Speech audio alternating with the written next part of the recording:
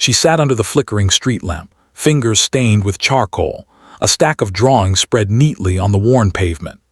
Alyssa had been there every evening for 3 months, rain, cold, or wind, because she had no choice. At 19, she should have been studying, laughing with friends, planning her future. Instead, she sat on a cold sidewalk selling hand-drawn portraits to strangers, each sketch buying her one more day of treatment, one more chance to live. She kept a small sign next to her drawings. It wasn't fancy, just a torn piece of cardboard with shaky handwriting. Raising money for chemotherapy. Any support helps, thank you. Most people glanced at it and looked away. Some slowed down long enough to offer a pitying smile, but not their money. Some pretended they didn't see her at all. But she kept drawing, faces, animals, skylines, because it was the one thing cancer hadn't stolen from her. Her hands trembled constantly now. Her hair, once long and golden, was cropped unevenly beneath a knitted cap. Her breaths came too fast on bad days, too slow on worse ones.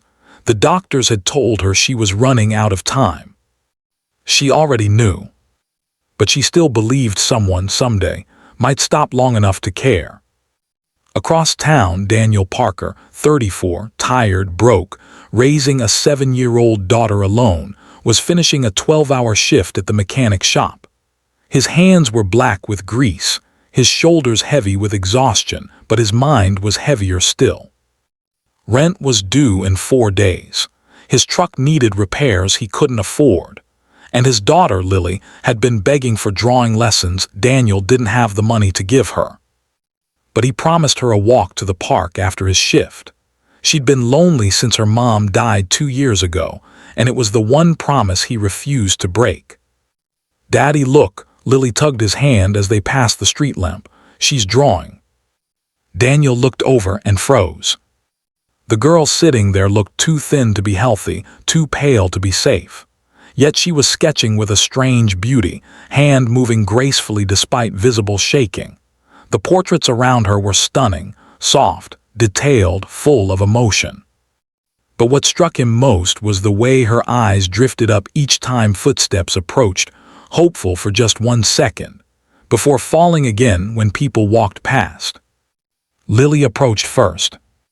"Hi, your drawings are beautiful." Alyssa looked up, startled. No one had spoken to her kindly in days. She forced a smile. "Thank you." "Are you selling them?" Lily asked. "Yes," Alyssa whispered. "They're $10 each. I'm saving up for medical treatment." Daniel noticed the sign. His chest tightened. But he didn't have 10 extra dollars. He barely had 5. Still, something pulled him toward her. "Are you okay?" he asked gently. Alyssa nodded, even though it wasn't true. "I just need to pay for chemo. My insurance doesn't cover everything." "How much more do you need?" She hesitated, embarrassed. "A little over 4,000. Daniel inhaled sharply. That was more than his rent, more than his savings, more than he could dream of offering.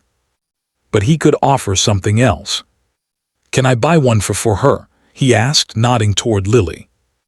Alyssa smiled weakly. "Of course, which one?" Lily picked a drawing of a fox curled around its bobbies. "This one. It looks like it loves its family." Alyssa carefully handed it to her. "Then it's yours." "No," Daniel said. "We want to pay." "That's okay," Alyssa whispered. "Some things don't need a price." Her voice cracked. She didn't want to sound desperate. She didn't want pity. She simply wanted kindness.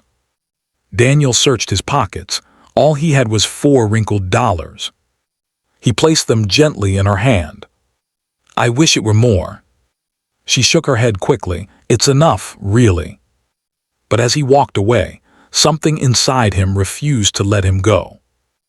Her eyes, her trembling hands, her bravery, her loneliness, her youth.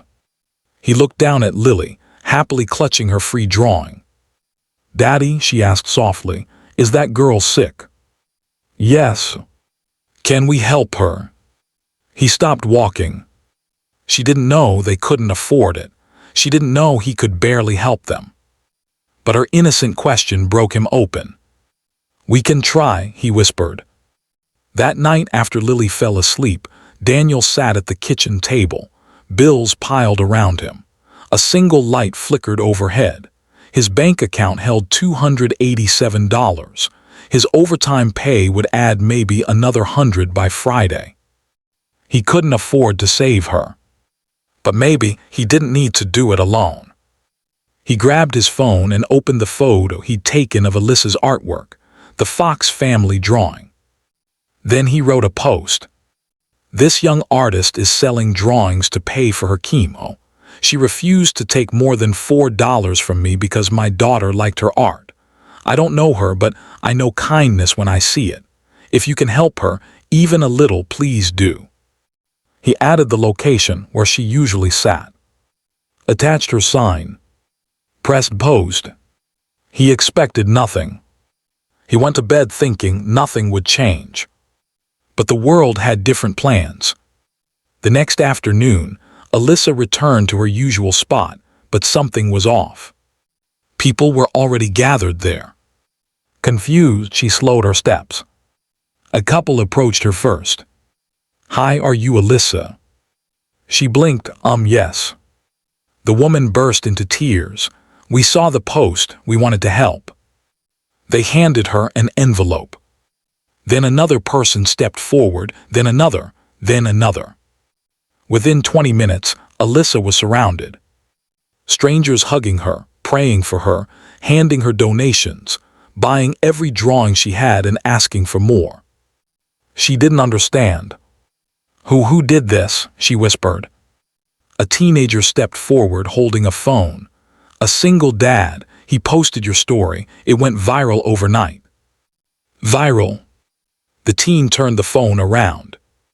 A video. A picture of her drawings. Millions of views. Millions. Hashtags everywhere. "Help Alyssa fight cancer." "Art saves lives." "Chemo for Alyssa." And then she saw it. The man and his little girl. The one who had only given her $4. The one who cared. Her breath caught.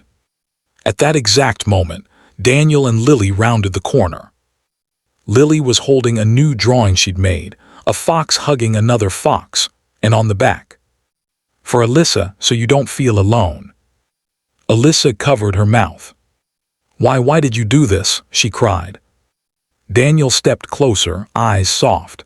"Because someone should have helped you sooner. I just gave the world a little nudge." "You saved my life," she whispered. He shook his head. "No, these people did. I just passed your story to them." But she took his hands gently.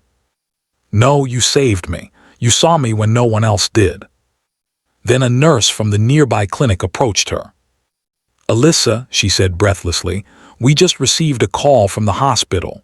Your entire next round of chemo has been fully funded, and there's more." "More?" she whispered. The nurse nodded. "Your treatment, all of it, has been paid for by donors, every single dollar." Alyssa collapsed into Daniel's arms, sobbing so hard her body shook. "I don't know how to thank you," she whispered into his chest. "You don't need to," he murmured. "Just live, that's enough." She looked up at him, eyes shining with a life that had been fading only days earlier. "I will," she promised. "I will live."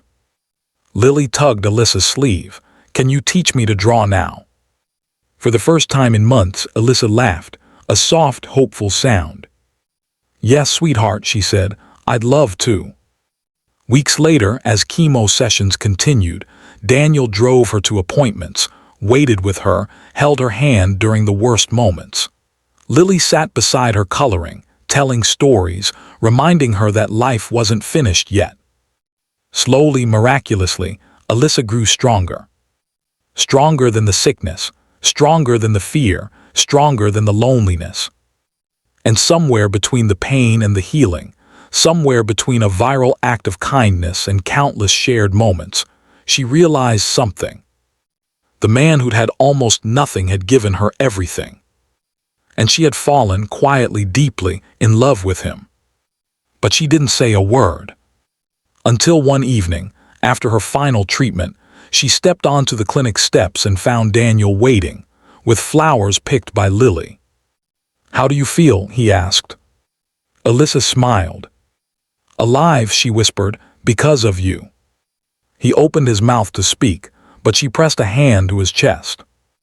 "Daniel," she said softly, "I don't know what God has planned for me, but if you'll let me, I want my future to include you, both of you." Daniel inhaled sharply, surprised, overwhelmed, and then slowly, gently, he pulled her into his arms. "You're already part of our family," he whispered against her hair, "and you always will be." Lily wrapped her arms around both of them, group hug. They laughed, the sound echoing into the evening sky. A girl who had nothing, a father who had little, a child who had love. 3 broken lives that fit together perfectly. And all because a single dad walked by a girl selling artwork and chose to do the unthinkable. He noticed her, and that changed everything.